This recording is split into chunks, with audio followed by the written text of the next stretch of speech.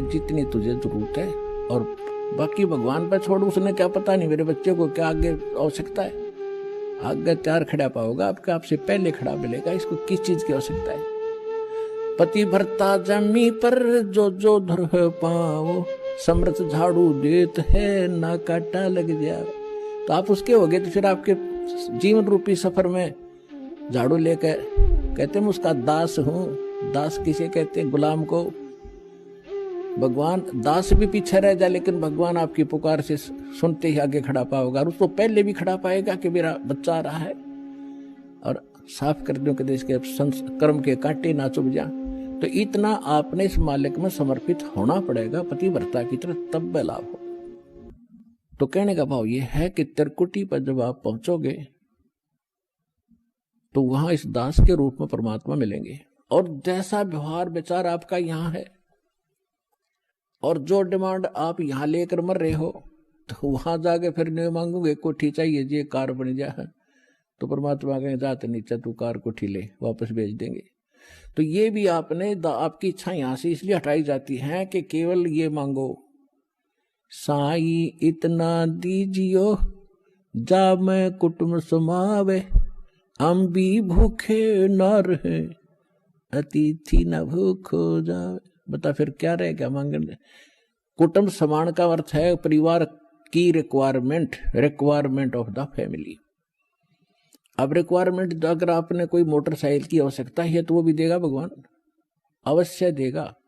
अगर आपको कार की आवश्यकता तो कार भी देगा, ये गारंटीड समझ लेना। अब जिसने जाना है खेत में और वापस आना, बताओ वो क्या करेगा हेलीकॉप्टर का? वो तो मतलब की बकवाद कर रहा है। तो इस तरह की और फिर कहने अभाव ये मान ले कार मिल गई, जब के कौन सा तो देवता बन गया। निर्धन भक्ति कर रहा है, मजदूर भक्ति कर रहा है। भक्ति भगवान को प्यारी है, भगत भगवान को प्यारा है, तो भक्ति करनी पड़ेगी। किसी ने सुविधा है ऐसे जाने में तो वो कोई दिक्कत नहीं, वो ले लो, वो दे देगा। लेकिन एक मजदूर ने कहा मैंने कार चाहिए, तो कार ने शर्म मारा, कसी ठा के जाके वहां खड्डा खोदना, कार ने क्या करेगा? हाँ, भक्ति दोनों ही करोगे, दोनों ही मुक्त होंगे। एक भक्ति दोनों ही सफल होगे, वो कार में घूमने भी सफल होगा और मजदूर भी को भी वही पद मिलेगा जो उस कार में बैठे हुए को मिलेगा। तो हमने तो वो चाहना है, यहाँ की वस्तु चाहिए नहीं आपको। तो इस प्रकार जब इस तरह की भावना आपकी हट जाएगी तो वहां त्रिकुटी पे एग्जाम होगा आपका। जैसा व्यवहार जैसा विचार आपका यहाँ इस दास के प्रति है, भगवान देखता रहता है।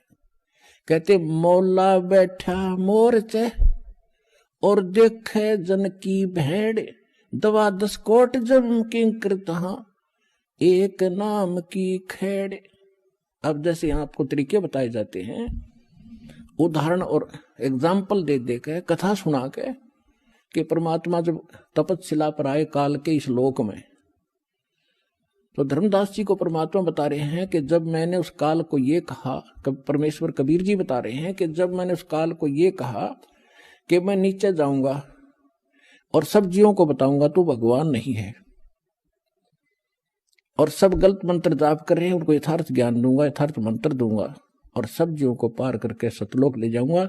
आपने तूने बहुत दुखी कर दिया इनको, भगवान की आत्माओं को। तब वो काल इतना ताकतवर है कि मेरे ऊपर झपट्टा मारा मारने के लिए, तो मैंने सतनाम का जाप शुरू कर दिया,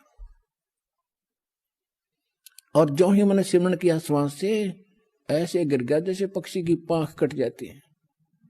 तो कहने का भाव ये है कि जब आप पर कोई आपत्ति आती है, प्रथम मंत्र मिला है तो उसका सिमरण कर दीजिए शुरू, और सेकंड मिला है सतनाम तो सतनाम का सिमरण शुरू कर दीजिए। सारनाम मिला है तो वो तो कहना है क्या है, वो सिमरण कर दीजिए। तो तीनों ही एक जैसा प्रोटेक्शन करेंगे यहाँ की आपदाओं में। तो यहाँ परमात्मा हमें बताना चाह रहे हैं, तो यहाँ हमें बताना चाह रहे हैं कि जब कोई भी आपत्ति आवे तो अपने श्वास का सिमरण आपने शुरू कर देना चाहिए, और उस श्वास उस केंद्रित, जैसे मौला बैठा मोर्चे और देखे जन की भेड़, भेड़ माने भिड़ंत, यानी किस तरीके से ये लड़ता है। जैसे एक सैनिक है और उसके पास बंदूक है, गन है, अब वो गन न छोड़ के और पत्थर ठाको मारने चल रहे तो किसा क्या कल उसके अंदर तो आपको ये सतनाम, ये नाम की एक बंदूक दे रखी है, हथियार दे रखा है इस काल के दूतों के साथ लड़ने के लिए।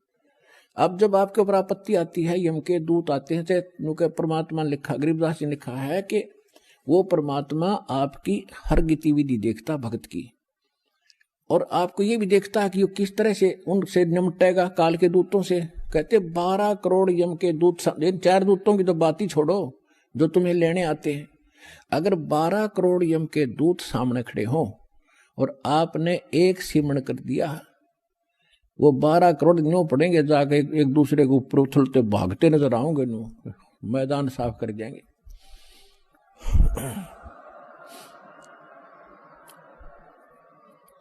अब कहते हैं मोला बैठा मोर्चे, मोला माने वो परमात्मा अपने स्थान पर देखा, और आप बैठे, मोला बैठा मोर्चे देखे जन की भेड़। जो मोर्चे में भक्त बैठा है, यानी मोर्चा है हमारा काल का, उसके साथ हम लड़ रहे हैं, संघर्ष कर रहे हैं, भक्ति कर रहे हैं, सिमरण कर रहे हैं। और कहते हैं उस जैसे आपत्ति आती है उस समय अपना सिमरण शुरू करो दाता का, सब बातें भूल के, और वहां नो का हरी मां मर गया बचाइए तो कहेगा भगत है वो। तो परमात्मा ये देखता है कि वहां आप कैसे, कौन सा फार्मूला अपनाओगे, तो वो तरीके आपको यहां बताए जाते हैं। तो वहां एग्जाम होगा त्रिकुटी बजा का आपका। तो यहां परमात्मा कहते मौला बैठा मोर्चा देखे दिन की भेड़, आपकी लड़ाई देखता है, भिड़ंत देखता है, यो कैसे मुकाबला करता है। बंदूक धर के पत्थर ठाता है या बंदूक दिखावा है, तो फिर ज्यादा फर्क पड़ जाए, बंदूक दिखाते हैं तो सिमरण स्वरूप नाम के सिमरण से संकट टलेंगे। और कहते हैं 12 कोट जम किंकर जहां 12 दूत यम के दूत सारे के सारे आपके सामने आ जाओ, और एक नाम की खैड़, खैड़ माने टक्कर नु मारा सब गिरता चल तगड़ा आदमी होता है। तो ऐसे वो मंत्र की इतनी जबरदस्त शक्ति है, क्योंकि ये ज्ञान जो बोला गया था सिंपल और अनएजुकेटेड व्यक्ति थे, उनको सिंपल लैंग्वेज में समझाना था। तो वो परमात्मा आपकी भिड़ंत यानी आपकी एक्सरसाइज देखता है कैसे कर रहा है। तो वो जैसे इस दास के साथ आप व्यवहार, जैसे आप यहाँ डिमांड करते हो, तो धीरे धीरे देखो प्रथम बार को भक्त आता है उसको तो कंपलसरी है, वो तो मांग गएगा, और ये भगवान देगा ही देगा, इसके घर में कोई घाटा है कोई नहीं। ज्ञान इसलिए दिया जाता है कि तू क्या मांग रहा है उतना मांग ले जितनी तुझे जरूरत है, और बाकी भगवान पर छोड़, उसने क्या पता नहीं मेरे बच्चे को क्या आगे आवश्यकता है, आगे तैयार खड़ा पाओगा आपका, आपसे पहले खड़ा मिलेगा, इसको किस चीज की आवश्यकता है। पति भरता जमी पर जो जो धर पाओ, समर्थ झाड़ू देत है ना काटा लग जाए। तो आप उसके हो गए, तो फिर आपके जीवन रूपी सफर में झाड़ू लेकर, कहते हैं मैं उसका दास हूं। दास किसे कहते हैं? गुलाम को। भगवान दास भी पीछे रह जाए, लेकिन भगवान आपकी पुकार से सुनते ही आगे खड़ा पाओगा, और उसको पहले भी खड़ा पाएगा कि मेरा बच्चा आ रहा है, और साफ कर दो कि देश के कर्म के कांटे ना चुभ जा। तो इतना आपने इस मालिक में समर्पित होना पड़ेगा पतिव्रता की तरह, तब लाभ होगा।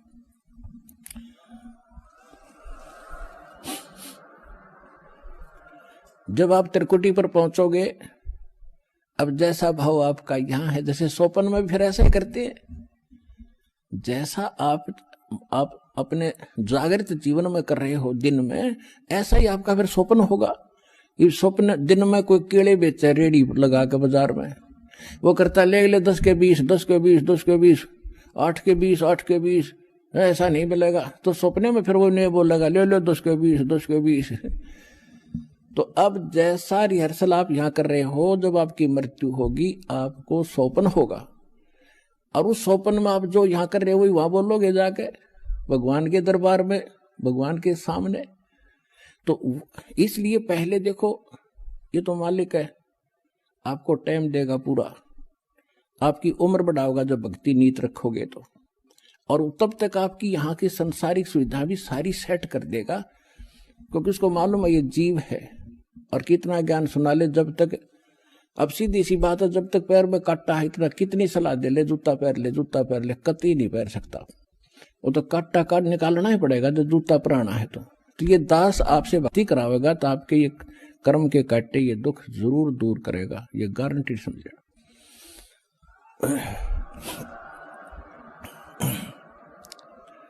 तो उसके लिए आपको धैर्य रखना पड़ेगा। धीरे धीरे रे मना धीरे सब कुछ हो, और माली सीते 100 घड़ा ऋतुआएं फल हो। फिर गुरु मानुष कर जानते, गुरु बिन माल, गुरु मानुष कर जानते ते नर कहीं है अंध, ओ है दुखी संसार में फिर आगे काल के फंद। परमात्मा आपको तिरकटी पे मिलेंगे।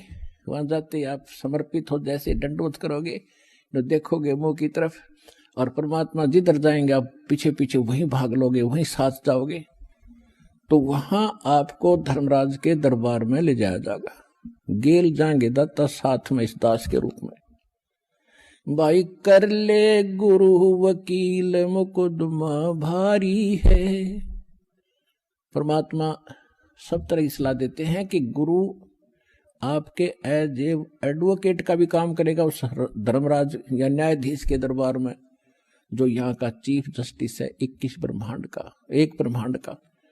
तो वहां साथ जाएंगे दास के रूप में परमात्मा, और उनको कहेंगे कि सर निकालो गीता अध्याय नंबर 18 के श्लोक नंबर 66 को। ये विधान है भगवान का। सर्वधर्मान परित्यज माम एकम शरणम व्रज अहम तवा सर्व पापे भय मोक्षामि मा शुच। वो किताब खुल जाएगी गीता वहीं पर कि इस तेरे भगवान की बोली हुई है ये, इस ब्रह्म की। और देखो ये क्या कहता है कि मेरे सूत्र के सब पूजा मुझे दे दो और फिर तुम जाओ, अब जी छोड़ो इसको। ये ओम नाम का जाप 2 सेकंड, सतनाम में 2 सेकंड मंत्र जो आपको दिया जाता है, उसमें प्रथम जो मंत्र है सतनाम 2 अक्षर का है, 2 पहला अक्षर का मंत्र है, ये ब्रह्म का है ओम। इसकी कमाई वहां दे देंगे, फिर वो ऑटोमेटिकली छोड़ देंगे, आ जाओ जी आप फिर। और फिर दूसरा मंत्र है सतनाम का, दूसरा अक्षर है, उसकी कमाई फिर अक्षर पुरुष के लोक में देंगे जाके। वहां भी आपके साथ रहेगा परमात्मा इस दास के रूप में। और जब फिर 11वां द्वार पार किया, फिर 12वें द्वार को पार करके तब सतलोक में जाया जाएगा।